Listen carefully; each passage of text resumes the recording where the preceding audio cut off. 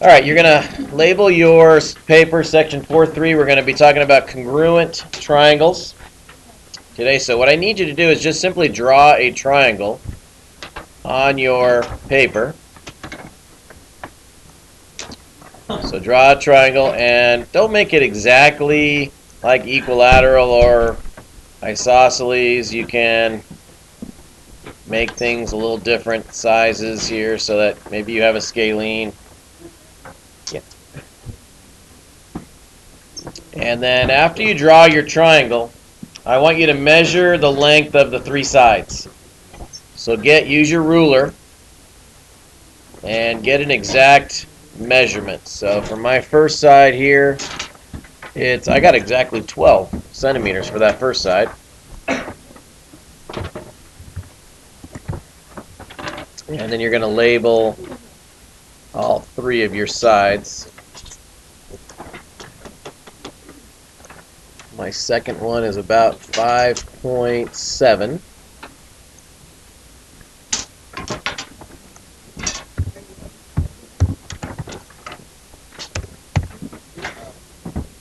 And then my last side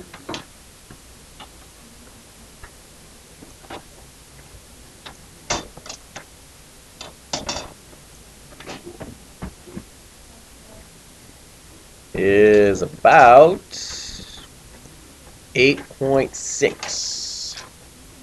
That's just my triangle. Hopefully yours is different, because I want you to see that these concepts work no matter what size triangle you have. These concepts will be fine.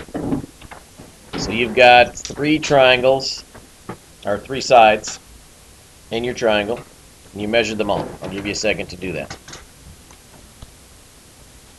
All right, next to your one triangle. Well, actually, first let's label it ABC. So give it letters. We got letter A. We'll put letter B. And we'll put letter C. And just as a side note, a review of yesterday. My triangle on the board, which angle would be my biggest angle? B. Why is B my biggest angle? It's across from the longest side, right? Biggest angle, longest side. My smallest angle would be C, because it's across from the smallest side. Okay, just a side note from yesterday. All right, next thing I want you to do is make a dot on your paper, kind of next to it, or below, next to or below your triangle that you already had. So like a little dot. And label it point D. Label it point D. Just make a dot. And then you need your compass. So you're going to grab your compass.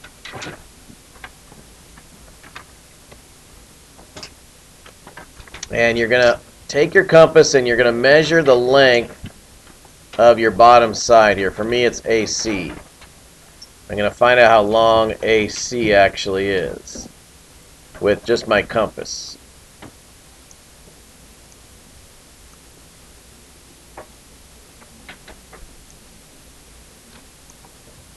And then I'm going to take my compass and leave it at that measurement and put it on D. And I'm going to make an arc over here. And then I'm going to just put a dot anywhere on that arc that I want to. It doesn't matter where on the arc you put it, because every place on that arc is the same distance from D, because it was like a radius. It would be like a radius of the circle if we drew in the whole circle. So you could put your point anywhere you want to on that arc. I'm going to label that point F. Point F.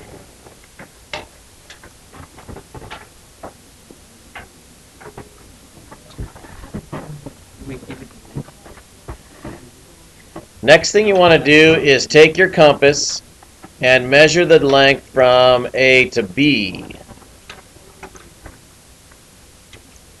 Use your compass and find out the exact length of AB.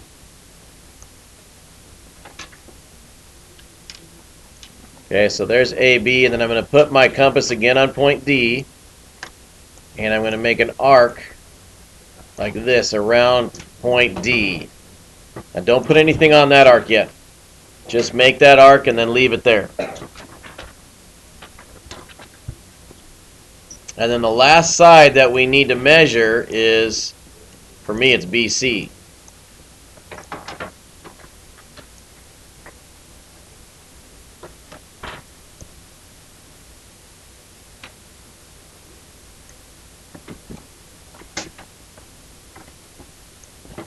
So I'm going to find out how long BC is. I'm going to take that length. When I find that length, I'm going to go over to F. I'm going to go over to F here. And I'm going to make an arc like that. And then I'm going to put point E up at the top where those two arcs intersected. Those two arcs should intersect, and that will be my point E.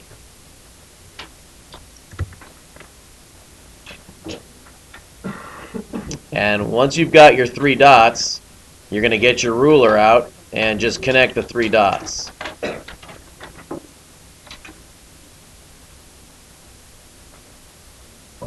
How could I test?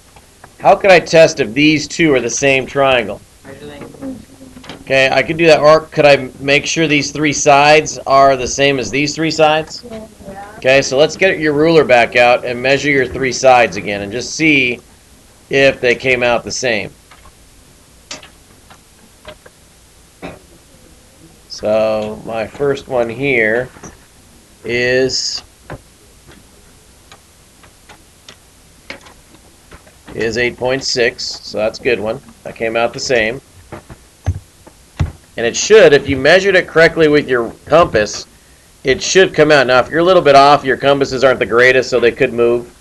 So if you're 0.1 off, that's not a big deal because your compasses aren't perfect. But you shouldn't be more than 0.1 off. So let's see if my bottom one is also a 12. And it is 12, so that's good.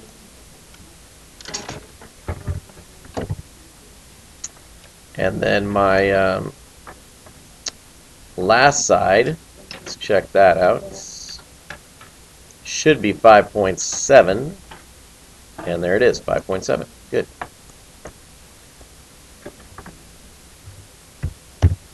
So since my three sides in one triangle are the same as my three sides in another triangle, I can pretty confidently say that these two triangles are congruent. So I'm going to put a congruent symbol in between these two triangles. Okay, so these two triangles are congruent to each other. I'm going to put a congruent symbol between them, meaning that those two triangles are exactly the same. One would land on the other one. If you cut this ABC out on your paper and put it on top of DEF, you wouldn't even see DEF because it would be perfectly on top of it. That's a congruent triangle. Now, which angle matches up with angle A? What was it again? Angle D, do you think matches up with angle A? Yeah. That is correct. So I'm going to put angle A is congruent. Angle A is congruent to angle D.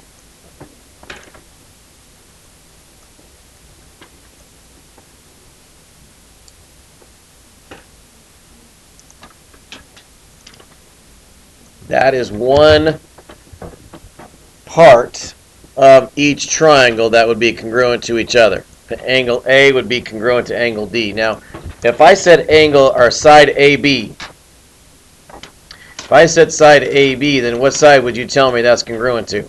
AB. AB would be congruent to DE, is right. So you'd have to have DE. Could I put ED?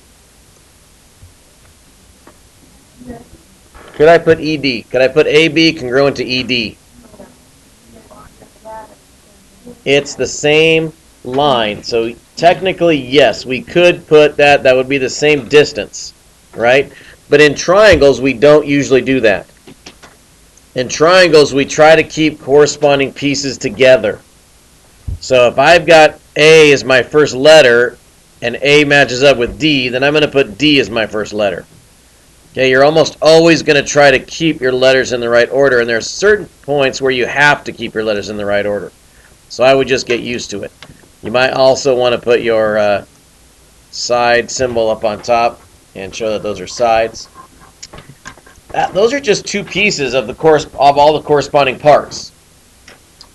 I could actually put that not only are A and D congruent, but angle B would be congruent to what? Angle E. And then I could also put that angle C would be congruent to angle F. That's another piece that I could use. Those are all pieces of congruent parts, all pieces of it. And you could also do the same with sides. You've got AB congruent to DE. You could also have BC congruent to EF.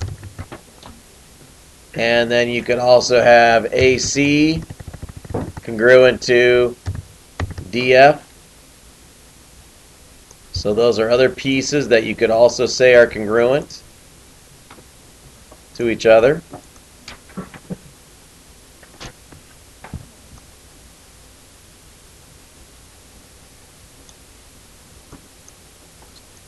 So those are just some of the congruent parts. Or actually, those are all of them. Those are all of them listed now. You've listed all the congruent angles. You've listed all the congruent sides. So what we've done here is we've shown that these two triangles are congruent. And we did that using what we call the SSS postulate. Now, do you remember the difference between a postulate and a theorem? When it's a theorem, we usually go to the board and draw a two-column proof. Because a theorem you have to prove. When it's a postulate, you don't have to prove it. It's just a common sense statement that has to work. If you've got three sides of the same to another three sides, they're gonna be congruent. There's no other choice. The angles have to be the same. The only way you could have got the same three sides is to have the same three angles. So that's a postulate. You didn't need to prove it. The SSS postulate says if all three sides of one triangle, if all three sides of one triangle are congruent,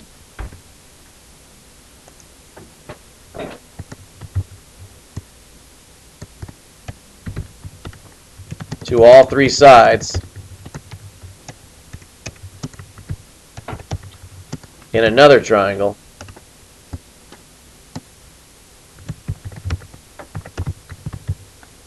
then the triangles are congruent. I'll move it up in a minute.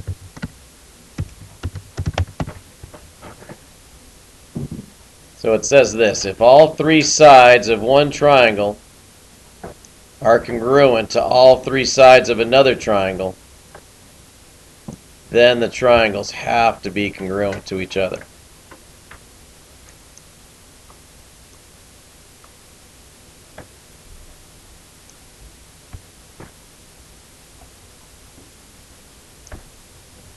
So that's what the SSS postulate says. That's the main topic that we're dealing with in this section, is the SSS postulate. That's what we want to focus on here. The fact that if you draw three sides of the same to another three sides, then the two triangles have to be the same. Now I do want to show you a little video here of what you just did. And I want you to show you that this is a resource that's available to you guys. It's a website called mathopenref.com, and you can go to the home page, and it has all kinds of great information. a lot of interactive stuff where you can move things around on the screen and show how they work and stuff like that. What you just did on your paper, I'm going to show it's on here. You can watch it. So let me push run and you could actually see. I'll get out of the way.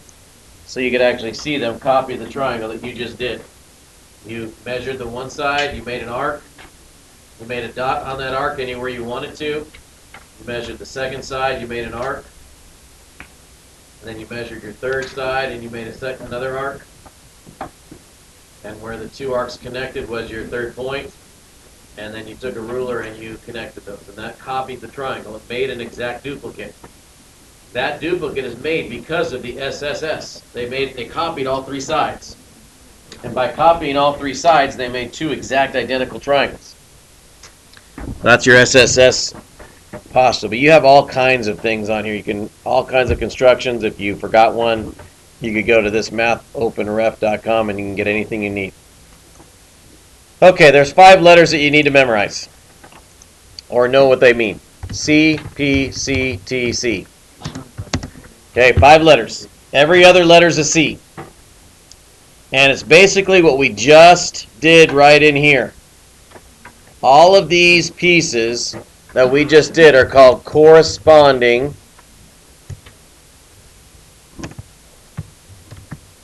Okay, corresponding means what?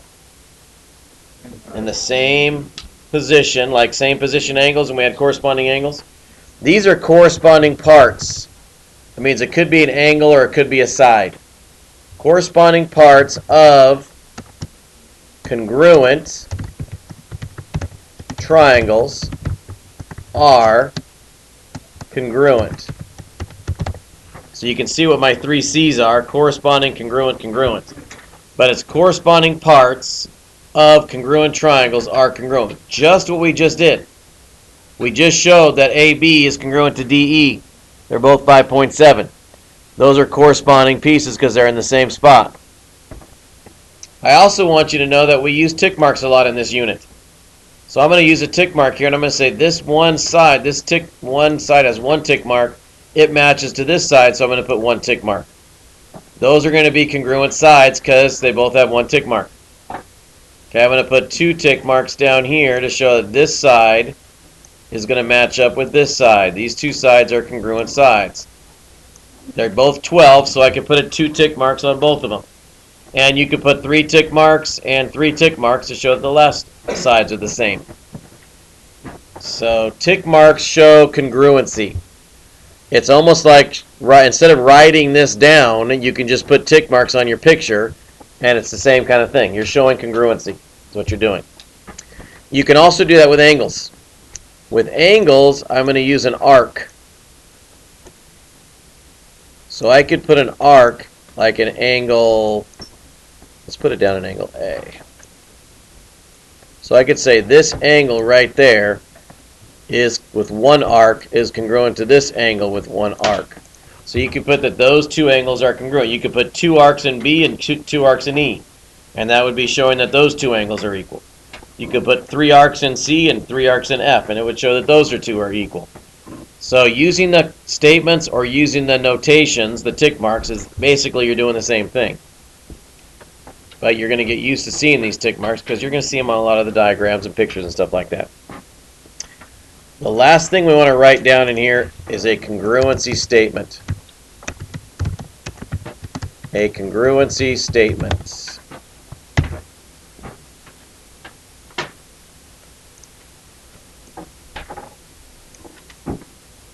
Your congruency statement is when your last thing, and you're telling me that this triangle is congruent to this triangle.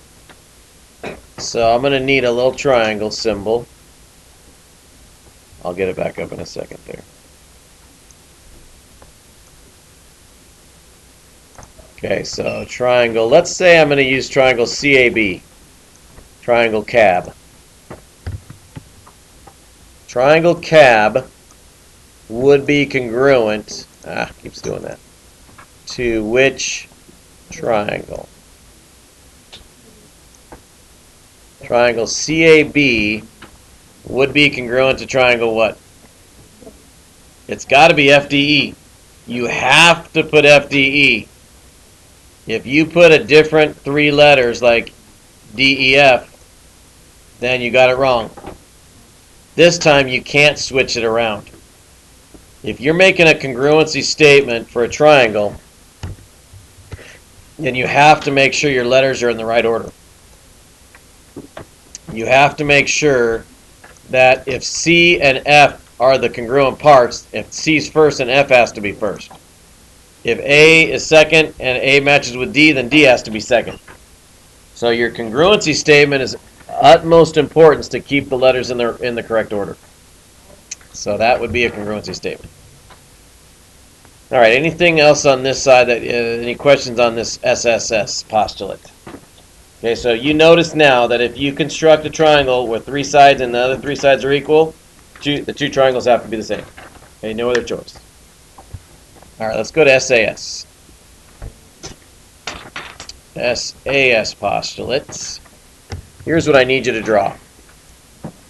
I need you to draw just draw an angle. Oops.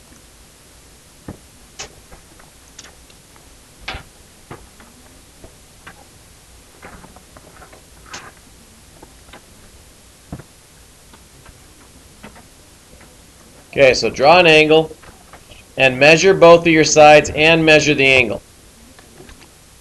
So you're going to measure, you're going to get a ruler out and see how long your sides are. For me, this one is 13.5. For you, it could be a lot less or just a little more. I wouldn't make it too much more. You don't want them too big. It's too much. It's too hard to fit everything in. And my second one is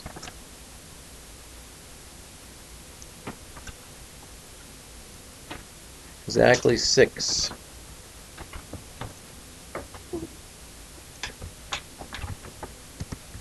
So you're drawing an angle, and then you're going to also take your protractor and measure the exact degrees of your angle.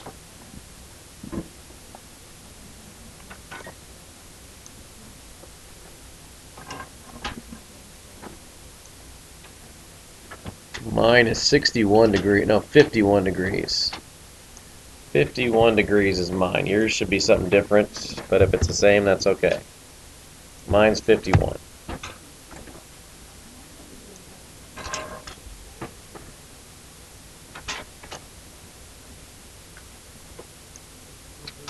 Okay, next thing you want to do is make a dot. Make a dot down. You could go next to it. I'm going to go below it this time. You just need a dot somewhere where you have enough room. This is going to be, let's label our angle here. This one we'll label it as T. Put this as letter T. We'll put this top part as letter U, and this bottom one as letter V.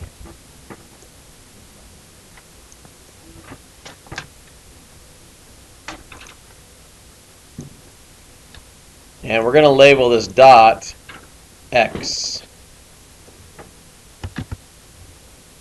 Now, you remember what we did on the last triangle? We measured the length of the side with our compass. We're going to do that again with TV.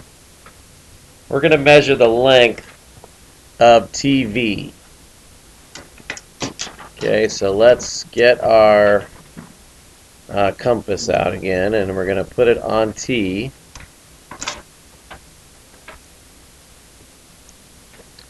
And open it all the way up to V.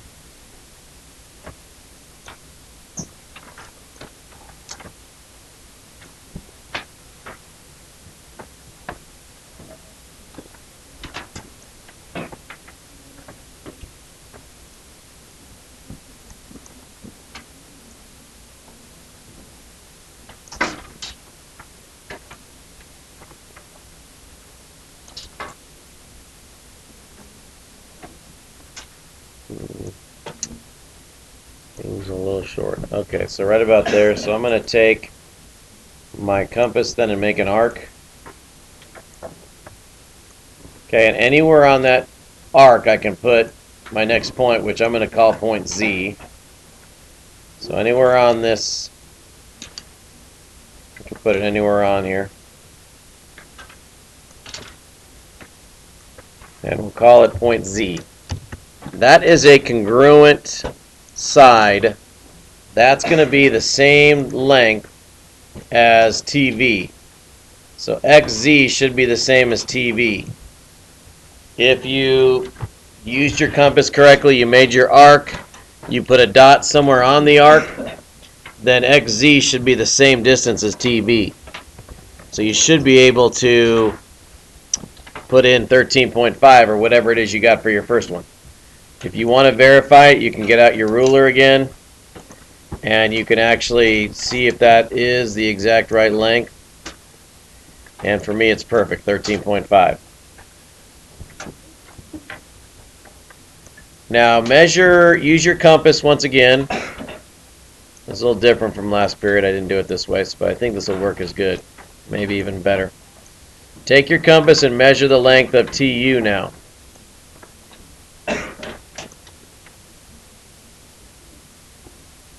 Find the length of TU. And then put your compass on letter X and make an arc. Make an arc like that. You need to put a dot on that arc that's going to be at the same degree angle as your angle up here. So I'm going to take my protractor. I'm going to measure a 51 degree angle for me.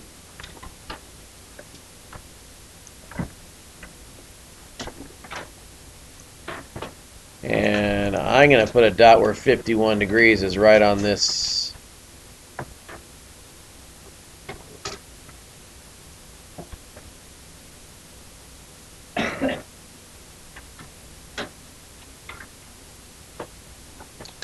Degrees should be right there. That's where it should be for me. That's 51 degrees. And then I can just connect, and it should be the same length. Should be, for me, it should be 6, and that's pretty dang close.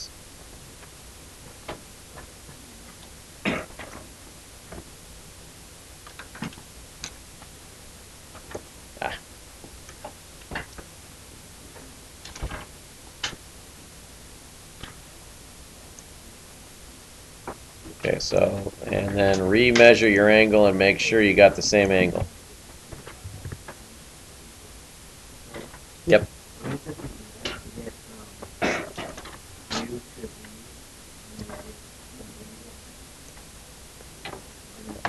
We just have to make sure, you have to make sure your angle is the same. You got to make sure they're both the same degree angle. So however you want to do that is up to you. Yeah. Yep. Okay, but don't put in the third side because I want to show you something. What I need you to do is put tick marks. You're going to show me that this side is going to match up to this side. And this bottom side is going to match up to the bottom side on the top one.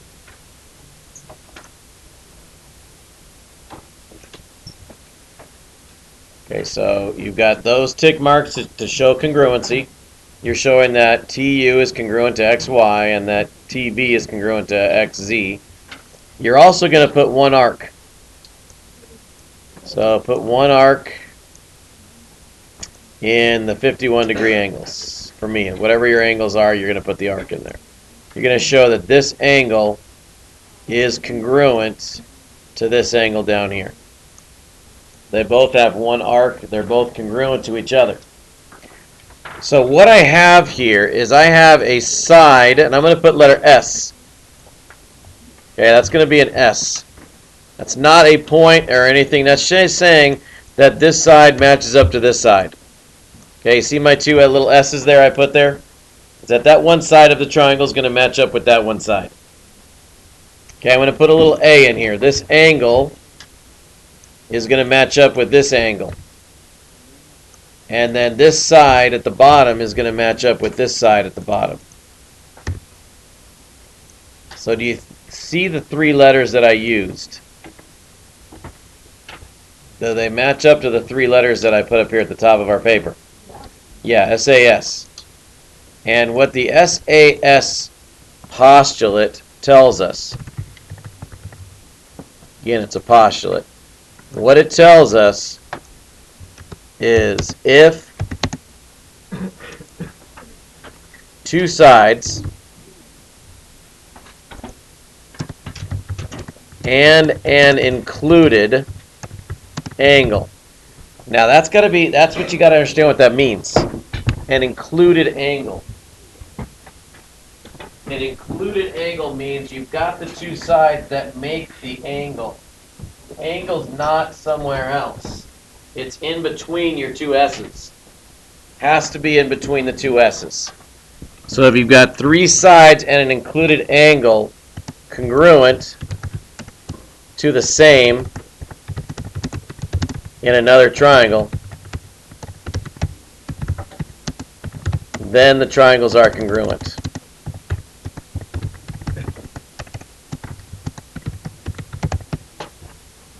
So that's your SAS postulate.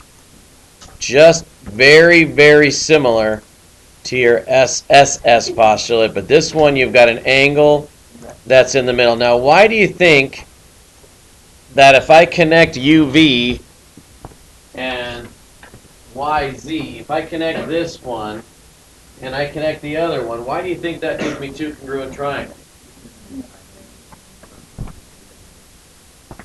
Okay.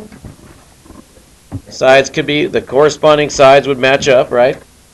But how many ways can I connect U and V with a straight line? 1.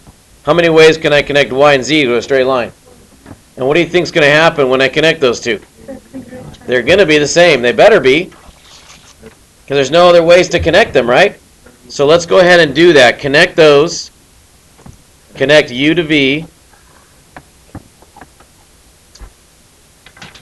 Connect it carefully. Connect Y to Z. And then I want you to measure both lengths and show that if we had an SAS pieces, that the 2 triangles that we could make from those SAS pieces would be congruent triangles.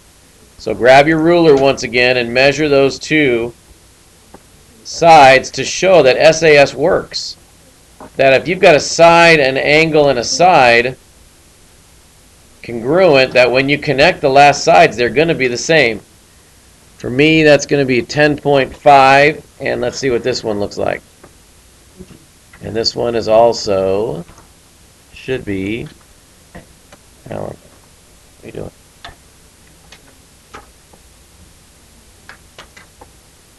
All right, so 10.5 for both, for me, and yes, I am missing a T here.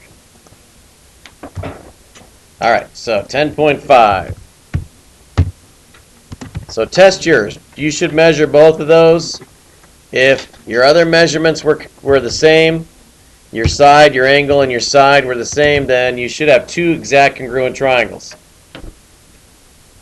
2 triangles that would land right on top of each other. They're congruent because we had a side, an angle, and a side congruent to another side, angle, side, and there was only one way to connect the last sides. They have to be the same triangle now. There's no other choice. Now, just be wary of where the A is. Where do you notice the A has to be? In between the 2 sides. If it's not, let's say your A was at the angle U that they gave you, and it became an angle, a side, and you just use letters, that would be a bad word. And in geometry, we don't use bad words. And bad words will never prove anything. I could do an angle, a side, and a side the same and make 2 different triangles. You can't make congruent triangles that way. So anytime you see an angle, a side, or an SSA, you know that doesn't work because it would make a bad word. And a bad word won't work in geometry. Just keep that in mind. You can't use a bad word in geometry. So make sure you always put your S in between the 2 A's. No, I just said that backwards. Your A In between the two S's. Yes. Yes. All right. Now let's write our congruency statement. Congruency statement. Okay, so my congruency statement. I'm going to use triangle.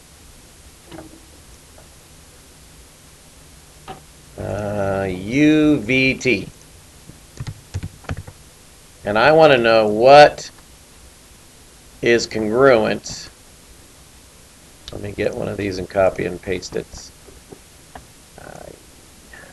Copy, paste. Okay, what triangle is congruent to triangle UVT? Very good. It has to be YZX. If you use XYZ, then it's wrong. It's not a congruency statement. Congruency statement, angle U has to match up with angle Y. If that one's first, the other one's got to be first. Angle Z and V have to match up, and they're both second, so that's fine. T and X have to match up, they're both third, so that's fine. Now let me show you a picture of some of the examples that you might see. Here's a triangle. Okay, and I'm going to put in a perpendicular bisector. Now, we did talk about that before. Do you remember what a perpendicular bisector is? Okay, it makes 90-degree angles, right? So it makes that 90, and it makes this one 90. And then it also cuts the bottom in half, so it makes two equal pieces. So that means I have an S congruent to an S. I've got an A congruent to an A. Are those two triangles congruent to each other? Can you prove it? You either got to have SSS or SAS to prove that those two are congruent. Do you have either one of those two? What do I have right now? I have SA or AS. I need another S somewhere. And where does that S have to be? It has to be the bisector. Well, is this bisector congruent to itself? Why? Because there's a property that says when it's congruent to itself, it's called the reflexive property, like reflection. Reflexive property says that a line is congruent to itself. So the bisector line is in both triangles, is it not? So that means it's congruent to itself. If it's congruent to itself, then you could put the two tick marks here. And you could say that this side is congruent to itself. It's congruent to that side. Now do you see SAS? So you could say without a shadow of a doubt, you could say I proved that those two triangles are congruent by SAS. They are congruent. Here's a couple other little examples. We saw CPC, TC. You know what those are now. Those are just corresponding parts. These are the congruency statements that we use. We proved SSS. Do you see this picture right here? That's an SSS postulate picture. You've got all three sides congruent to all three sides. That means these two triangles would have to be congruent. And here's another SAS picture. Why is that SAS? I only see an S and an A. Well, it has to be a bisector because it's cutting that into two equal angles, right? So you're going to have a side angled side congruent to a side angled side. So that would be congruent triangles. Those would be congruent triangles. All right. Any questions on those two, SAS and SSS? Okay, on tonight's